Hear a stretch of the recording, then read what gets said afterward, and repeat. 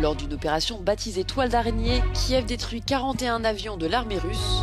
Moscou mène de son côté une attaque de drone d'une ampleur inédite. Une frappe israélienne a tué au moins 14 personnes lundi à Jabalia, tandis que les Nations Unies demandent une enquête après les tirs meurtriers de dimanche près d'un centre d'aide. La guerre en Ukraine monte en puissance.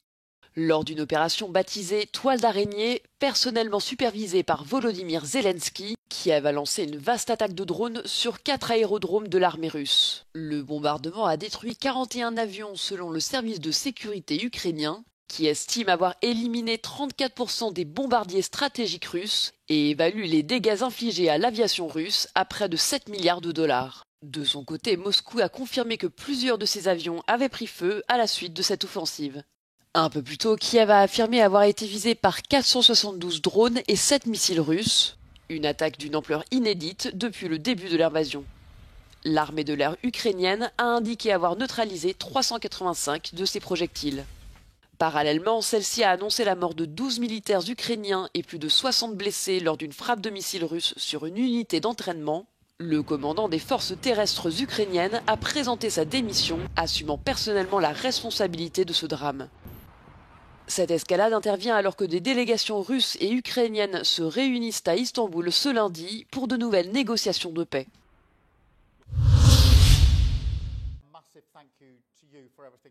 Au Royaume-Uni, près d'un an après le lancement de l'examen de la défense stratégique du pays, Keir Starmer dévoile un vaste plan de réarmement visant à préparer les forces armées britanniques à des menaces de sécurité majeures.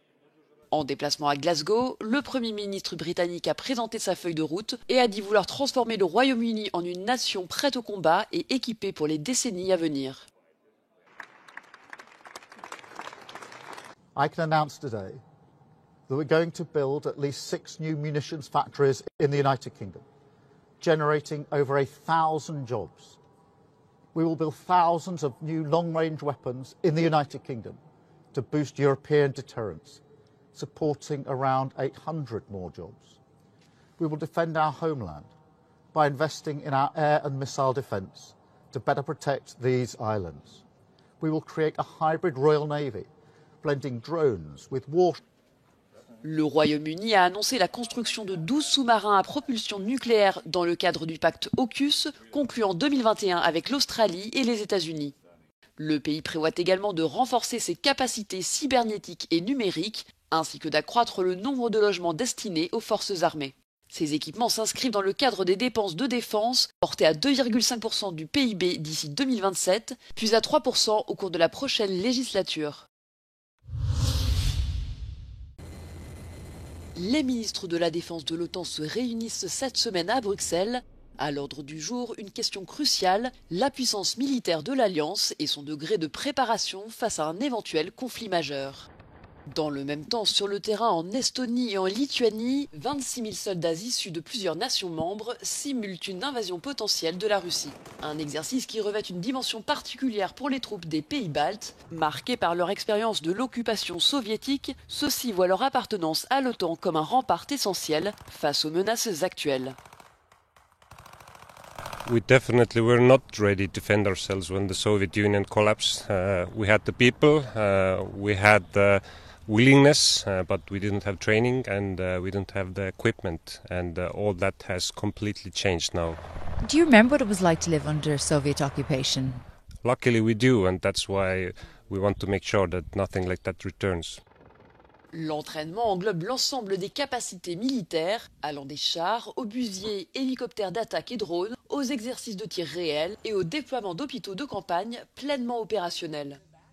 Trench warfare is a key characteristic of the war in Ukraine, and these trenches were built by hand, taking around 2 to 3 hours. The idea here is, of course, replicating what it might be like in the event of war, where NATO soldiers were required to defend Estonia. So we're in an MDA at the moment, which stands for Main Defensive Area.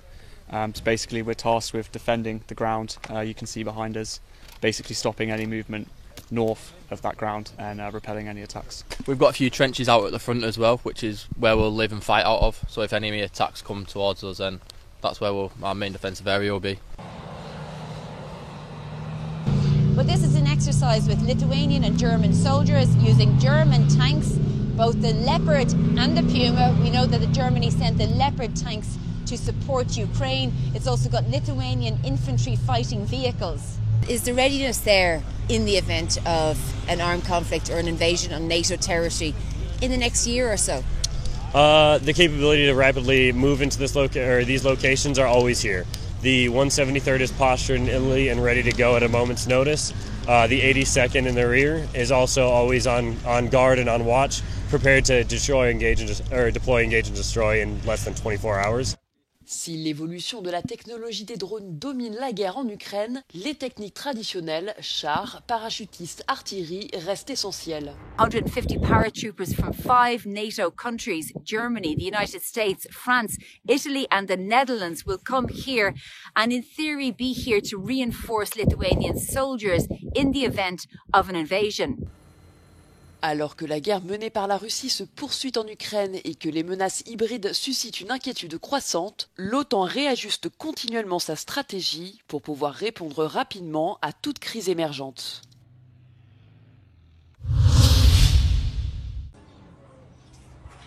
La défense civile de Gaza fait état d'au moins 14 morts, dont 6 enfants, dans une frappe lundi à Jabalia, dans le nord de l'enclave. Dans le même temps, le chef de l'ONU, Antonio Guterres, demande une enquête indépendante après des tirs qui ont fait au moins 31 morts dimanche à proximité d'un centre d'aide de la Fondation humanitaire pour Gaza. De nombreux Palestiniens présents sur place attribuent les tirs à l'armée israélienne, laquelle dément fermement toute implication. Le Hamas affirme par ailleurs que Tsahal a détruit dimanche l'établissement médical Noura al-Kaabi, le dernier centre de dialyse dans le nord du territoire.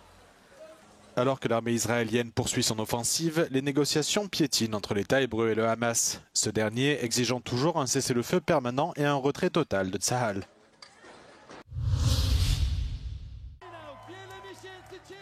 Karol Nawrocki a remporté l'élection présidentielle en Pologne, devançant le maire libéral de Varsovie, Rafał Trzaskowski. Le candidat conservateur a remporté 50,89% des voix. Cet historien, ancien directeur du musée de la Seconde Guerre mondiale de Gdansk, d'où il est originaire, est critique à l'égard de l'OTAN, de l'Union européenne ainsi que du soutien occidental à l'Ukraine, mais surtout un grand admirateur de Donald Trump. Il s'est d'ailleurs inspiré du président américain pour son slogan de campagne « La Pologne et les Polonais d'abord ». Il a également pu s'appuyer sur les votes des électeurs d'extrême droite en acceptant notamment les conditions d'un de ses chefs de file, Sławomir Menzdzen, qui candidatait au premier tour.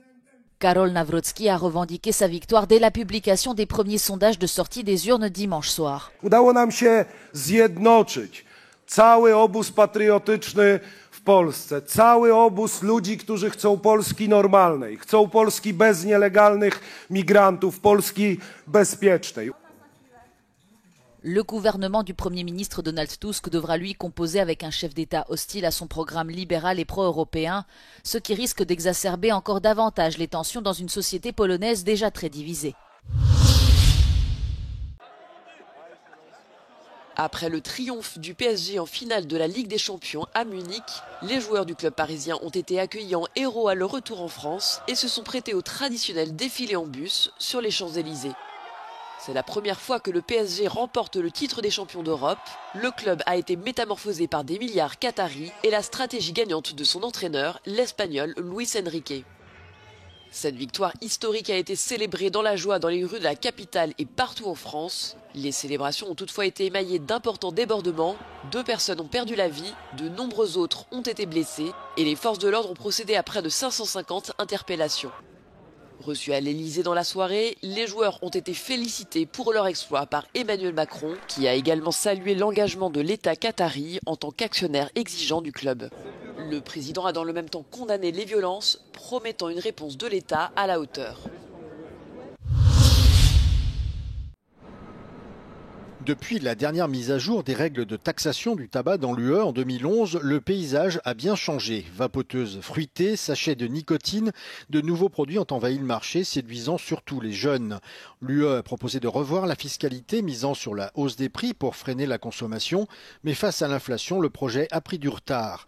Une attente jugée préoccupante par certains experts et ministres qui estiment qu'il est désormais temps d'agir. 4 teenagers out of 10 vaped in the last months. And then when we also look at the data of consumption of heated tobacco products that are also available on the market and nicotine pouches, in some regions the prevalence is very high, we see that because these products are not taxed properly in the EU, some countries are not taxing them or barely taxing, they became very accessible, and not just to adults, but to children. And that's the reason why revision of the directive is urgent now. 15 pays de l'UE ont écrit à la Commission européenne pour souligner que la directive actuelle est insuffisante. En réponse, Bruxelles a réitéré son intention de s'attaquer au problème rapidement. La proposition actuelle augmente considérablement les taux d'assises minimaux pour les cigarettes et les cigares. Elle viserait également pour la première fois les e-cigarettes, les sachets de nicotine et le tabac chauffé, en mettant l'accent sur la suppression progressive du marché à destination des jeunes. Le puissant secteur des produits du tabac s'est toutefois opposé à ce raisonnement. A tax will not help in this case because a tax will make the products more attractive for black market dealers. And these kind of people and businesses don't care about protecting the minors. So we think that, or we see in the member states where we see already have an high tax in place, that it's fueling the black market and therefore the protection of the consumers and of course of the minors is not better than in other countries. Les groupes de pression ont également fait valoir que les e-cigarettes sont des outils clés pour arrêter de fumer, mais certains experts de la santé ont mis en garde contre leurs risques à long terme qui ne sont pas encore connus. En attendant, la proposition doit être adoptée à l'unanimité, ce qui semble loin d'être le cas. Des pays comme l'Italie, la Grèce et la Roumanie, qui sont des producteurs de tabac et ont investi dans ces alternatives, ne l'entendent pas de cette oreille.